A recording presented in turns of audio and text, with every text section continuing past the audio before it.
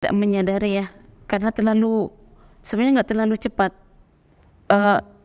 Mungkin saya tidak menyadari proses itu, bahwa selama ini sebenarnya di saat saya benci banget mendengar orang ngaji, melihat orang Islam, itu sebenarnya udah proses ya, udah proses saya untuk Allah itu melembutkan, menundukkan hati saya sebenarnya. Itu sudah proses, itu tanpa saya sadari sebenarnya. Itu saya melihat bagaimana ya, saya tiba-tiba langsung ke KUA itu atau ke masjid itu dan tiba-tiba mengatakan dari mulut saya itu Islam, bahwa saya itu orang Islam. Karena saya pas corona di corona itu banyak sekali kejadian.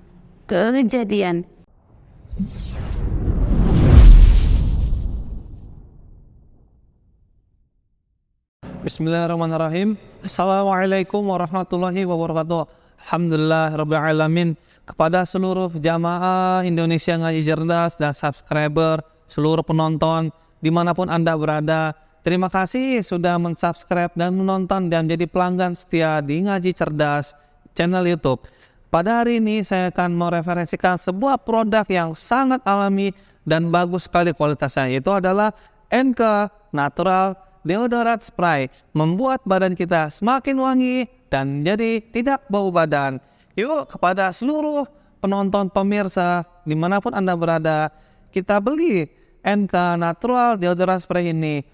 Dengan Anda membeli produk ini, Anda sama saja menyokong program dakwah Indonesia Ngaji Cerdas dan mensupport channel YouTube Ngaji Cerdas. Yuk, kepada para jamaah, pada penonton dimanapun Anda berada, kita beli, kita support, dan kita dukung terus dengan cara membeli produk ini, NK Natural Deodorant Spray. Terima kasih. Assalamualaikum warahmatullahi wabarakatuh. Bismillahirrahmanirrahim. Dan Ibu, jadi kita ada pertanyaan yang tertinggal di video pertama. Itu adalah satu hal pertanyaan yang memang terlewat. Bagaimana proses itu masuk Islamnya itu belum dijelaskan. Oke, silakan Bu. Assalamualaikum warahmatullahi wabarakatuh. Selamat siang menjelang sore pemirsa Ngaji Cerdas yang saya cintai dan saya sayangi.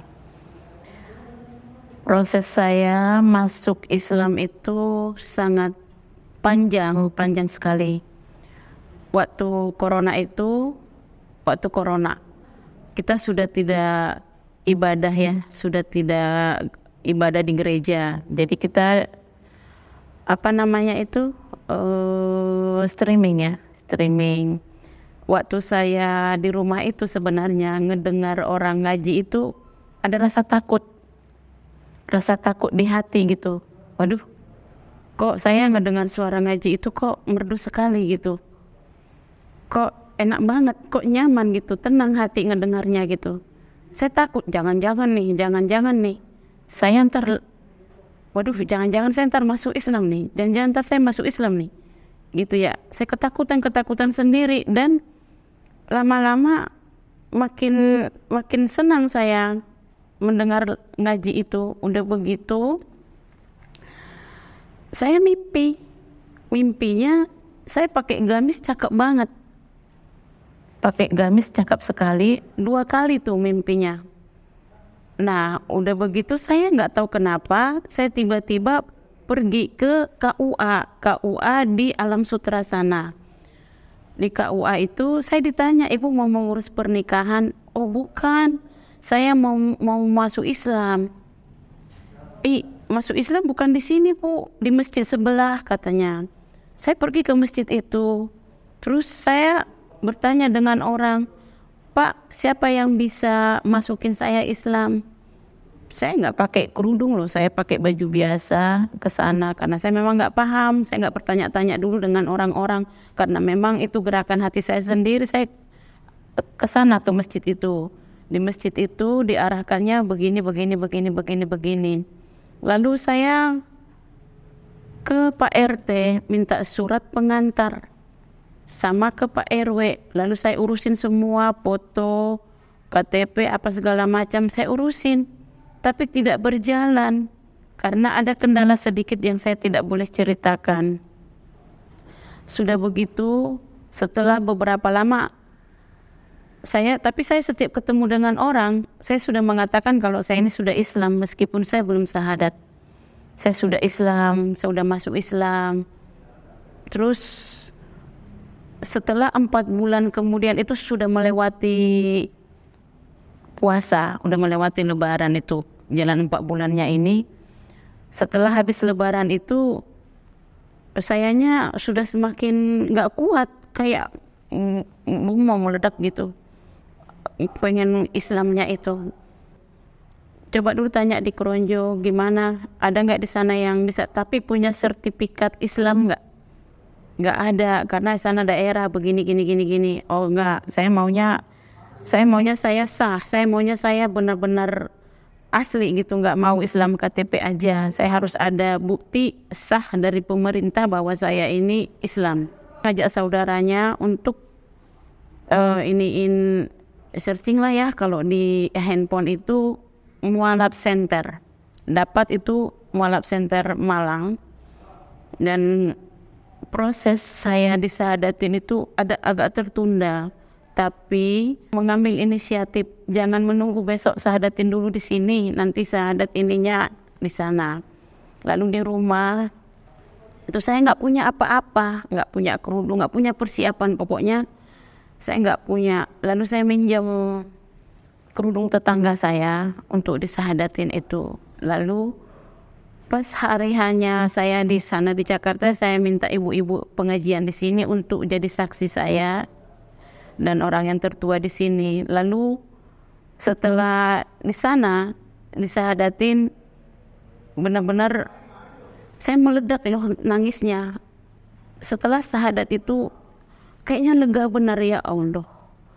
Akhirnya saya mengucap kata syahadat itu juga. Akhirnya saya sekarang sah banget jadi orang Islam gitu.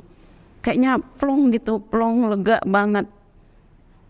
Dan itu juga semua nggak ada persiapan apa-apa. Itu juga tetap saya masih minjam kerudung teman saya, dikasih. Dan pas pulang ke rumah, saya masih pakai kerudung itu ya. Nah, keesokan harinya, waktu syahadat itu ustaz saya udah ngomong, ibu udah siap. Kalau setelah syahadat itu banyak sekali cobaannya, banyak sekali godaannya, banyak sekali tantangannya. Saya jawab aja siap, karena Allah. Lalu waktu saya ditanya, ibu kenapa mau masuk Islam? Saya juga tidak tahu, jawaban saya hanya ya karena Allah. Setelah itu saya pulang sore dari persahadatan. Hari Seninnya saya dagang.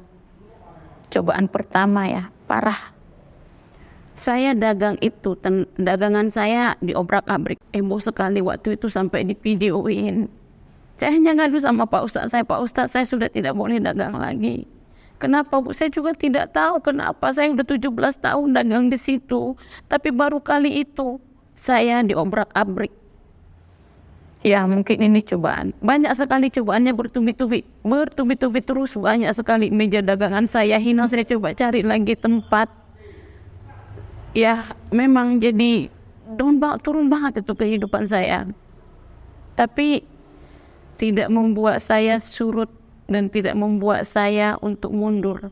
Tetap dengan mimpi-mimpi juga, dengan banyak sekali cobaan-cobaannya, perkataan yang begini-gini, mengatakan saya masuk Islam karena ini. Sakit hati ngedengarnya. Baru 2 hari masuk Islam, udah dikatakan masuk Islam karena begini-begini. Saya sudah merasa orang Islam ya. Saya merasa Islam itu direndahkan dengan mengatakan masuk Islam, sekalipun entah karena apa itu, tapi kayaknya nggak ada seperti itu. Karena memang kita masuk Islam, bukan masuk Islam, kembali ke Islam sebenarnya. Tapi kenapa dikatakan seperti itu? Itu orang Muslim sendiri. Tapi itu pun tidak membuat saya untuk mundur. Ya mungkin orang mengatakan, oh ternyata orang Islam itu begini ya. Itu kan masing-masing pribadi. Kalau saya tetap tetap justru saya semakin dibegituin, semakin saya dekat, ya Allah. Malah kesian kita lihat orang kok muslim sendiri menghina agama sendiri. Sementara kita semakin cinta, kenapa dia tidak mencintai agama Islam itu? Kenapa justru dia merendahkan? Kenapa dia mempermalukan agamanya sendiri? Bukannya harusnya dia menjunjung tinggi. Kita aja yang baru tuh sangat cinta banget dengan ternyata Islam itu indah. Ternyata Islam itu mudah. Ternyata Islam itu damai, tenang. Terbukti kita dikatakan seperti itu, kita tidak arogan. Kita tidak membalas. Kita hanya berdoa. Berdoanya supaya kita tetap diteguhkan. Jangan sampai kita mundur. Mau seperti apapun perkataan orang, mau seperti apapun cobaan. Bahkan perekonomian saya itu benar-benar turun banget, jatuh drastis. Tapi saya tidak kelaparan, meskipun usaha saya itu benar-benar jatuh banget. Saya pun tidak tahu karena apa. Tapi mungkin itu cobaan saya. Tapi tidak membuat saya untuk mundur. Karena apa? Saya nggak kelaparan kok.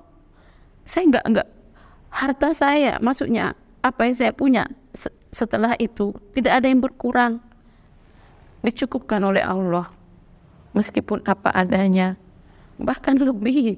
Kenapa? Karena lebih tenang hati saya, lebih damai hati saya nggak ketakutan, nggak berutang, nggak menambah utang, nggak ketakutan. Saya lebih damai karena apa? Karena semenjak masuk Islam saya udah nggak peduli lagi dengan itu. Saya nggak peduli lagi tentang harta, saya nggak peduli lagi dengan usaha. Saya mau fokus dulu belajar ilmu agama Islam. Karena apa? Kalau saya nanti sudah bisa, Allah yang lebih tahu kebutuhan kita. Allah yang lebih tahu semua kebutuhan manusia. Saya percaya kok, nggak mungkin saya dibiarkan begini. Karena apa? Allah yang memilih saya, Allah yang memanggil saya untuk jadi pengikut Dia. Tidak mungkin saya diterlantarkan. Jadi saya percaya apapun itu, saya hanya diuji kecil. Itu tidak seberapa dibandingkan nikmat Islam yang setiap hari Allah itu berikan nafas kehidupan. Itu udah luar biasa. Saya bangun tidur, saya masih diberi nafas kehidupan, kesehatan, bisa berkata dan bersyukur sama Allah. Alhamdulillah, saya masih bisa bangun, buka mata dan bersyukur serta sholat. Itu yang terpenting buat saya. Insya Allah. Bu, boleh ceritakan dan detik-detik proses ibu itu bagaimana mendapatkan hidayah itu? Kan tadi kan dari bibit selain dan itu ada apa lagi gitu mainan sesuatu, karena ibu itu kan benci banget ya sama Islam ya, itu benci banget. Tiba-tiba jadi seorang muslim itu yang dipertanyakan oleh penonton itu, tiba-tiba berubah 180 derajat itu. Bagaimana prosesnya sangat detail itu tuh benar-benar ada dorongan tiba-tiba tiba-tiba pengen belajar Islam kan gitu. Itu mungkin yang benar-benar harus dijelaskan lebih detail lagi ya, proses berikutnya. Silakan. Ya, mungkin saya tidak menyadari ya, karena sebenarnya nggak terlalu cepat. Mungkin saya tidak menyadari proses itu, bahwa selama ini sebenarnya di saat saya benci banget mendengar orang ngaji, melihat orang Islam, itu sebenarnya udah proses saya untuk Allah itu melembutkan, menundukkan hati saya sebenarnya. Itu sudah proses, itu tanpa saya sadari sebenarnya. Itu saya melihat bagaimana ya, saya tiba-tiba langsung ke KUA itu atau ke masjid itu, dan tiba-tiba mengatakan dari mulut saya itu Islam, bahwa saya itu orang Islam. Karena saya pas corona, di corona itu banyak sekali kejadian. Jadi kita di pabrik ini dilarang dagang, terus ditembok, segala akses ditutup untuk kita tidak boleh usaha. Kemana-mana banyak sekali jeritan tangisannya. Saya berpikir, ya Allah, apa ini teguran? Dan saya melihat itu, saya sering berdiam diri di rumah. Ada apa ya? Sebenarnya yang benar yang mana? Waktu itu saya berpikir, yang benar yang mana? Terus ini kan teguran. Kalau mungkin ya waktu saya masa Nasrani itu ada di Alkitab itu, memang di Injil itu ada dikatakan penyakit ini 10 tulah. Terus lalu kalau saya berpikir, kalau memang ini benar dari dia, kenapa sampai begininya menghukum atau menegur ya. Maaf, saya tidak bukan maksudnya menjelekkan, bukan maksudnya bukan maksudnya tidak baik ya. Maaf, mohon maaf saya. Cuma di situ saya hanya merenung waktu saya kena corona itu per 2 bulan. Saya mau diisolasi. Terus saya pikir kalau saya diisolasi lalu bagaimana anak-anak saya memohon waktu itu. Tapi terombang ambing gitu, ngambang sekali. Dan pada saat itu, oh ya baru saya ingat, pada saat itu begini. Jadi sudah tidak ada lagi kontak dengan pihak gereja yang tadinya biasanya meskipun udah tidak ibadah, tapi kan masih ada hubungan. Bu, tolong ambil perjamuan kudus. Bu, tolong ke ini streaming gini gitu. Tiba-tiba hilang ininya, nomor kontak semua hilang. Saya juga tidak tahu bagaimana bisa hilang ya. Dan waktu itu saya hanya ngedengar orang ngaji, tapi bukan tetangga sih, cuma hanya ngedengar aja suara anak saya bilang begini, "Mama, kayak ada kuntilanak yang nangis," kata dia. Itu bukan kuntilanak, orang ngaji. Masa sih Ma? Dengerin, itu ngaji, orang ngaji. Masa subuh ngaji? Iya memang itu orang ngaji. Enggak Mama, kata anakku, itu orang ngaji, dengerin. Itu setiap subuh itu saya ngedengerin, perasaan saya ngedengerin orang ngaji gitu. Nah terus di situ saya sudah merasa, ya tadi yang ketakutan, jangan-jangan ntar saya ini masuk Islam gitu. Dan saya melihat ya, teguran itu memporak-porandakan, membolak-balikkan, maksudnya ini dahsyat banget gitu, dahsyat sekali. Dan di situ saya merasa ini udah nggak benar. Saya harus bisa menentukan hati. Ini kok kayaknya dilema gitu, dilema, apa sih, terombang-ambing. Gimana ya, saya harus melangkah kemana ini gitu. Kok kayaknya nggak ada ketenangan. Tapi pas setelah mau lebaran saya pergi ke suatu tempat, ada musola, ada suatu tempat, saya nggak bisa cerita entah di mana itu. Saya melihat musola itu, kok hati saya dari jauh saya melihat kok kayaknya ada kerinduan, ada kehausan gitu. Saya rindu, saya menangis, saya melihat musola itu. Saya memang tidak berani masuk. Karena saya takut gitu. Saya takut sekali pada saat itu. Ya Allah, kalau saya masuk ke musola itu, apa saya dihukum sama Allah atau bagaimana gitu. Saya menangis memang. Lama sekali memandanginya. Lalu setelah sore saya pulang ke rumah. Tetapi tidak ada lagi di hati ini mengingat gereja, mengingat Nabi Isa, itu tidak ada lagi. Dari situlah saya sudah menetapkan hati, ya saya harus Islam. Saya benar-benar menetapkan ini, meskipun saya tidak kompromi dengan anak. Iya memang saya dikatakan waktu saya minta surat pengantar sama Pak RT itu ngomong sudah kompromi dengan anak, di sini saya merasa saya kan orang tua, saya yang lebih berhak menentukan. Tapi menurut saya kalau masalah keyakinan, kita tidak perlu kompromi dengan siapapun kecuali dengan hati. Kita tidak perlu dong menanya ke anak, anakku, mama mau masuk Islam. Kurasa itu tidak mungkin dan itu tidak perlu. Kenapa? Karena ini kan pribadi. Keyakinan itu pribadi. Kita nggak perlu meminta pendapat orang lain. Saya mau masuk Islam, gimana menurut kamu? Kurasa itu nggak perlu. Itu berarti formalitas. Berarti itu pendapat orang dong kita masuk Islam, bukan dari hati sendiri.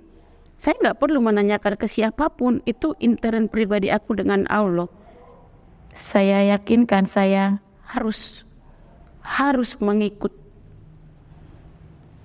kata hati saya tanpa harus kompromi dengan siapapun. Memang pihak masjid waktu itu mengatakan ibu harus ada surat dari keluarga, katanya surat pernyataan. Tapi menurut saya bertentangan. Kenapa? Buat apa surat pernyataan dari keluarga? Kan ini pribadi saya kok yang memutuskan untuk hidup saya. Kenapa harus ada campur tangan orang lain masalah keyakinan saya?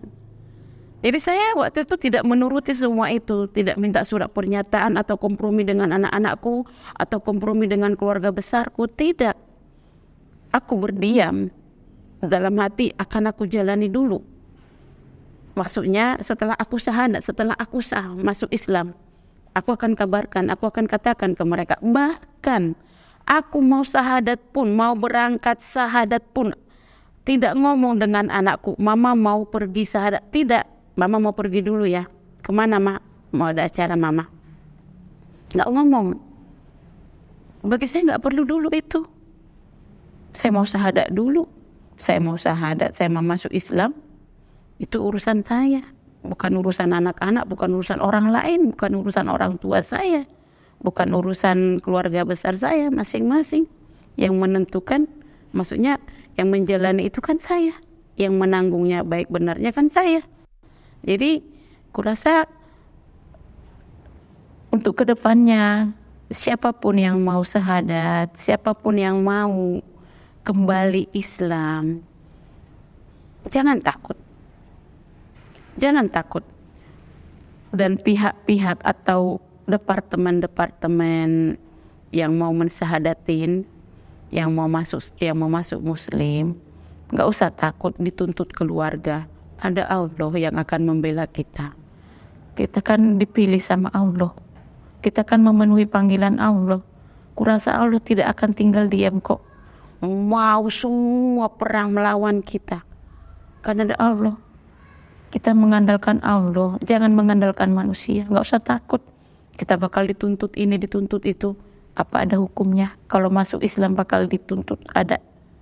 Kurasa tidak ada. Jadi nggak usah takut.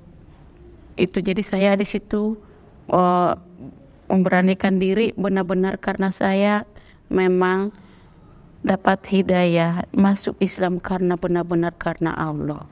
Bukan karena melihat si A, si B, si C, tidak.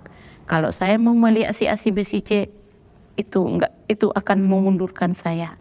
Enggak akan mungkin saya masuk Islam. Sempat membuat itu, ini buat saya adalah berita sukacita, kebahagiaan. Ya wajarlah saya mengatakan ke mereka, ya saya sekarang udah Islam. Itu menurut saya kabar bahagia, kabar sukacita, anugerah. Ya wajar saya kasih tahu mereka. Ya itu terserah mereka mau menerima atau tidak.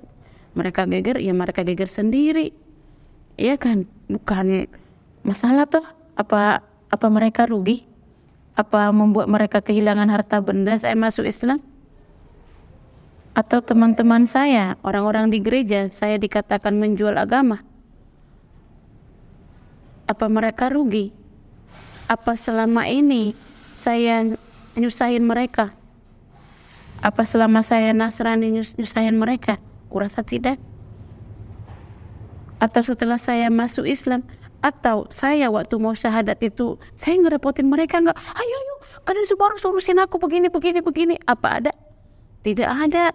Jadi kurasa nggak usah dimasalahin sama mereka. Dan mereka tidak berhak mengatakan apapun itu. tentang saya mau menjalani keyakinan saya. Itu. Jadi mereka mau geger silahkan geger sendiri. Gak ada urusan. Soalnya saya happy. Saya bahagia menjalani agama yang saya anut, keyakinan yang saya anut sekarang. Jadi kalau mereka bersusah hati, ya biarkan saja mereka bersusah hati karena mereka yang mau, bukan karena saya. Karena apa? Semenjak saya jadi orang Islam, saya tidak ada berhubungan dengan mereka. Berarti saya tidak menyusahkan mereka. Mohon maaf sekali. Ibu, satu lagi yang perlu dijelaskan bahwa ketika ibu masuk Islam, itu bukan anak Anda. 3 ya. Nah itu semuanya sudah muslim atau ada yang belum? Boleh diceritakan nggak dari anak pertama sampai anak ketiga? Oh ya begini, jadi waktu saya syahadat itu ya, saya kan mau pergi nih, ini saya mau cerita dulu ya, saya mau pergi nih, hari pertama, kedua, ketiga, saya kan harus memberitahu om saya itu tadinya mau saya ajak saksi saya, dia Islam. Apa sih namanya, saya nggak punya kerudung ya, memang saya belum berhijab waktu itu. Saya dikit-dikit telepon teman saya tuh, pinjam dong kerudungnya, saya mau ke om saya.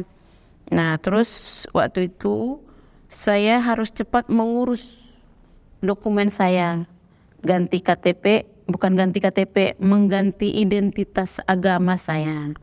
Jadi waktu itu sertifikat persyahadatannya belum dikirim sama pihak mualaf center. Nah saya telepon ustadz saya, Pak Ustadz, bagaimana dengan sertifikat saya harus ganti identitas saya di KTP sama di kakak. Lalu Pak Ustadz saya ngomong, ya Ibu Osefa sabar dulu, nanti kita akan ketemu di Tangerang.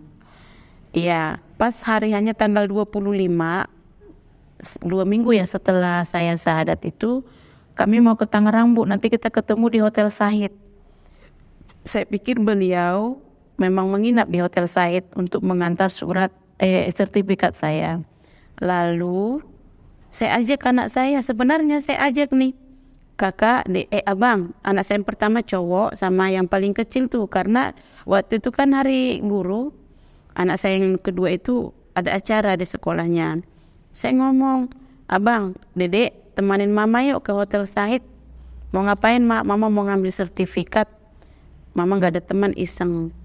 Ayo kita ke sono, kata ustaz saya, jam 8 harus nyampe ya Bu. Saya tidak tahu kalau di sana itu ada seminar mualaf.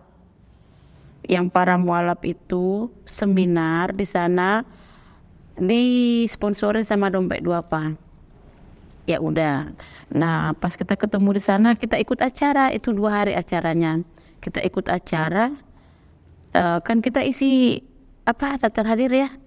Daftar hadir. Sebentar kita ngobrol dengan Pak Ustadz saya. Begini-gini, ini masih Kristen, ini anak saya Pak Ustadz gini-gini, masih Kristen. Gimana Kevin? Gini. Nama anak saya pertama Kevin, itu adiknya Kira, Felicia. Jadi tiba-tiba saja Pak Ustadz itu apa MC-nya ya, memanggil yang mau syahadat ada 3 orang. Anak saya 2 sama 1 lagi ada orang Bekasi. Dipanggil, saya kan duduk nih bertiga, Kevin sama Keira sama 1 lagi Gunawan. Itu tiba-tiba dipanggil untuk syahadat. Tanpa ada rencana, tanpa sepengetahuan, tanpa ada kompromi, tanpa ada, ya pokoknya nggak ada rencana, pokoknya nggak ada planning, nggak ada pembicaraan. Dipanggil, kok mereka mau? Pertama yang mau abangnya dulu, adiknya nih nangis nih. Kamu nangis kenapa? Kataku, kalau kamu nggak mau ya udah, ngapain nangis? Terus dek, Islam itu enak. Oh, abangnya sudah syahadat di sana, udah selesai syahadat. Terus gini dek, lihat tuh abang no syahadat no, lihat no abang no udah Islam, masa kamu sendiri Kristen? Kataku begitu, mama juga udah Islam. Iya mah. Terus ada kerudung saya begini dipakai. Aku cantik nggak mah? Cantik banget. aku mau tapi sama mama ya katanya. Ya udah sama mama. Kan di situ waktu seminar itu datang dari Departemen Kementerian Agama dari MUI. Jadi yang syahadatin dia itu dari MUI ya. Jadi mau dia di depan tuh nangis, dia dipakein kerudung begini. Memang karena kita memang gak ada persiapan, jujur. Ya udah mereka syahadat dan tanpa beban saya lihat ya. Anak saya yang cowok juga tanpa beban, tanpa unsur paksa, karena memang kan ditanya sama Ustadz, kiai mana ya, kiai yang nanya itu, karena di sana kan guru-guru besar ya datang. Ditanya kan, Kevin, kamu ada yang maksa atau terpaksa? Kata dia, tidak. Ya kan saya nggak ada pembicaraan apa-apa, kalian harus masuk Islam begini-gini. Nggak ada. Dan di rumah pun setelah saya Islam, saya nggak pernah membicarakan ke mereka, kalian harus masuk Islam gini-gini. Enggak. Mama sholat dulu ya. Gitu doang. Kalau mama sholat jangan berisik. Minta tolong kita saling menghargai. Kenapa? Saya tidak memaksa mereka. Saya tidak menganjurkan mereka masuk Islam. Kenapa? Karena saya nggak perlu cerita waktu Nasrani bagaimana kehidupan kami ya.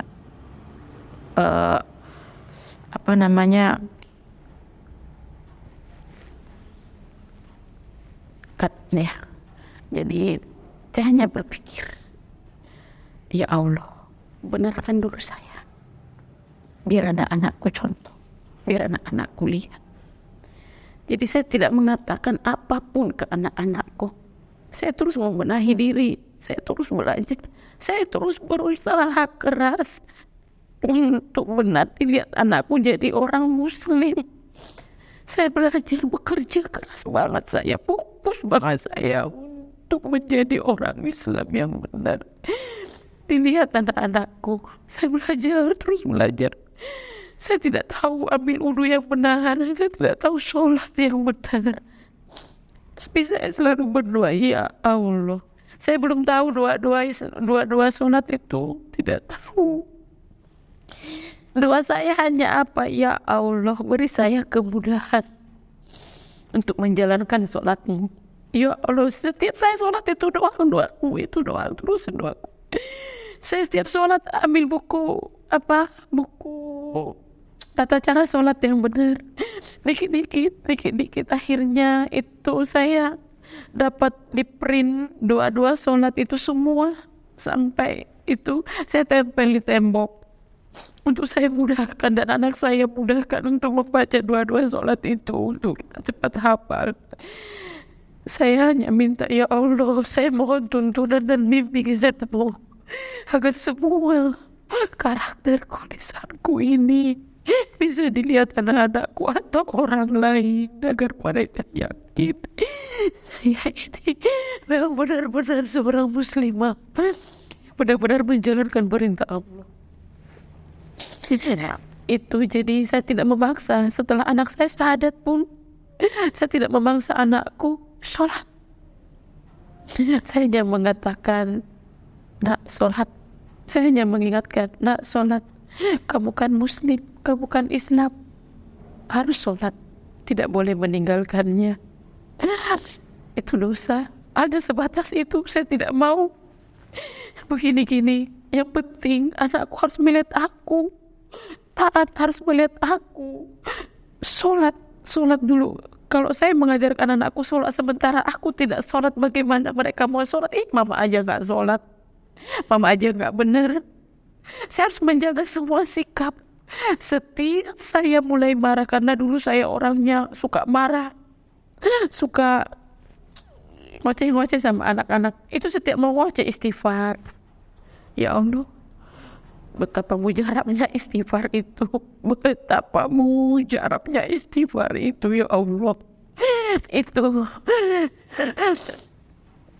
setiap memarah, dulu segala kebun binatang mungkin keluar ya. Itu untuk marah dengan anak-anak setiap salah sedikit, karena apa? Memburu waktu, kita mau usaha ini biar dapat duit. Jadi, tapi setelah istighfar itu, alhamdulillah ya Allah, benar, hilang semua, hilang. Manusia lama itu benar-benar copot, benar-benar tanggal semua. Jadi pada saat ini nggak perlu ada yang dipaksakan. Biarkan Allah yang bekerja memproses hidup kita. Berarti ketika kejadian di Beli Karcis itu, Kevin udah masuk Islam belum? Beli karcis. Yang kereta ke Oh iya sudah, itu kita mau pesantren, itu kita mau pembinaan mualaf center. Berarti sudah masuk Islam. Sudah masuk Islam itu. Kalau yang beli dari Shopee, Salik, terus beli macam-macam. Oh itu masih, ya itu yang satu, yang kedua itu yang cewek, anak saya itu yang belum masuk Islam. Sekarang belum masuk berarti. Belum masuk, cuma dia sebenarnya saya nggak mau, kata dia begitu ya. Bukan saya yang mengatakan, bukan saya, adiknya selalu ngomong, anakku yang kecil itu selalu ngomong, sholat kak. Kakaknya ngomong, apa-apaan sih kamu? Saya kan Kristen, ngapain kamu nyuruh saya sholat? Kak, kamu jangan marah, wajar kita mengajak ibadah. Ya kalau kamu mau silahkan, kalau kamu nggak mau ya jangan marah. Tapi kamu juga tidak berhak sholat kalau kamu belum syahadat. Gitu. Kalau kamu diajak ibadah itu berkah, jangan marah, dosa. Karena di agama Islam itu tidak diajarkan kebencian. Ya paham kan itu saya ngomong dengan anakku. Berarti tinggal satu lagi yang temen. Namanya siapa? Kenia Yesika. Usianya? Usianya 14 tahun saat ini. Tahun SMA, SD. Kelas 3 SMP. Dan saya berharap insya Allah nanti pas sebelum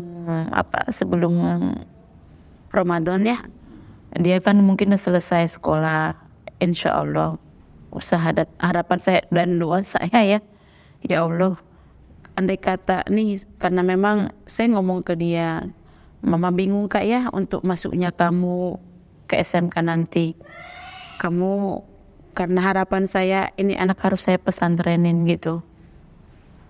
Harapan saya memang satu-satunya, tadinya harapan saya memang dia, karena anak yang paling saya banggakan itu dia, anak itu. Ya mungkin ini proses ya tapi saya percaya dengan kuatnya dia, saya bawakan ke diri saya sendiri loh kemarin itu, betapa kuatnya saya, sama seperti dia, dan kurasa dia pun nanti akan mengalami hal yang sama seperti yang aku alami. Kurasa di proses saat ini dia itu, karena sekarang ini dia bimbang karena sudah tidak mau ibadah di gereja, dan setiap pembinaan itu dia mau ikut. Gitu. Apa nih Bu, harapan Ibu nanti pas Ramadan sekeluarga sama perubahan Ibu atau masuk Islam, bagaimana Ramadan pertama nanti? Apa coba bisa diutarakan? Sebenarnya bukan hanya untuk Ramadan ya, bukan hanya untuk Ramadan, saya harapannya pernah saya ada rasa takut setelah saya Islam. Takutnya begini, saya takutnya awal-awalnya ini menggebu-gebu nih, takutnya nanti setelah bisa atau kehidupan saya sudah agak mendingan, saya takut mundur, saya takut surut gitu. Saya lagi bertanya sama Allah, ya Allah, antisipasinya apa? Jangan sampai surut. Justru saya semakin, maaf ya Pak, nih kebayang selalu saya malah berdakwah gitu loh. Demi Allah, andai kata saya punya uang, ada sekolah untuk belajar itu, saya pun pengen belajar. Saya pengen sekolah gitu, pengen sekolah dakwah, pengen sekolah Al-Quran gitu ya. Pengen saya belajar biar cepat gitu, saya pengen. Ya itu kerinduan saya. Saya pengen ya, saya melihat, membayangkan seorang perempuan muslimah berdakwah. Saya kalau buka TV itu melihat kayak siapa tuh? Ustazah, iya Mama Dede. Nah, ya Allah gitu, kok dia pintar sekali gitu, apa dia tahu solusi untuk ini untuk itu. Dan sudah banyak nih di sini terkumpul apa-apa gitu untuk para ibu-ibu tentang rumah tangga, seorang istri yang bagaimana gitu. Sudah banyak nih terkumpul di sini yang mau dikeluarin gitu. Jadi ya Allah, saya hanya mau belajar. Andai kata saya bisa ya berhubungan dengan mereka itu, saya juga sebenarnya pengen melihat orang-orang yang pintar, muslimah itu yang pintar ya, pintar ngaji. Saya juga pengen kayak mereka belajar gitu. Saya pengen cepat tahu, belajar semua bahasa Arab itu, mengaji Al-Quran itu, membaca gitu. Tapi saya punya keterbatasan. Kadang untuk ongkos saya sama anak-anak ke pesantren aja saya kadang terkendala ya. Saya juga bingung ya Allah. Saya tuh sebenarnya pengen belajar kadang. Ya tapi ya Allah Maha tahu. Sampai sejauh ini meskipun saya tidak punya uang untuk ongkos ke sana, tapi Allah beri saya kemudahan ya untuk saya bisa pergi ke sana. Segala usaha gitu, saya belum pernah absen pembinaan itu selama ada pembinaan. Tapi meskipun pas-pasan pulang dari sana, saya nggak dapat uang, maksudnya untuk nggak dapat ganti untuk itu, tapi saya dapat ilmu. Saya dapat ilmu. Satu hal yang saya syukuri, saya tidak kelaparan. Jalannya berapa jauh, Bu? Jauh betul apa? Jauh sekali ke Ciputat sana. Ada 3 kali naik angkot. Ongkos sekali jalan itu 150.000. Hampir 200 kalau naik kereta api. Kalau itu tiket itu juga kartu itu juga dikasih sama orang ya, saya nggak pernah beli itu. Saya juga udah bersyukur sekali. Jadi itu kadang kita isi 10.000. Kalau kosong semuanya, nah isi itu saya baru ketakutan deg-degan.